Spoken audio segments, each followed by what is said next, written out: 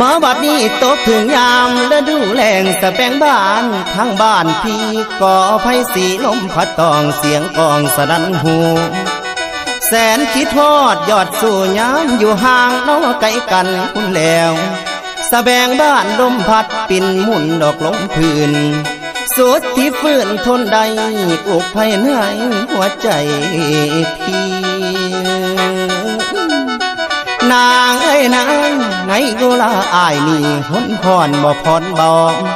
ข้านิ่งน้ำนองเจ้าเรื่องเก่านอกข้างหลังคุณแล้วมันยังฝังในใจเสียจ้องจำเด้อจิตอายคำที่สายเคยเว้า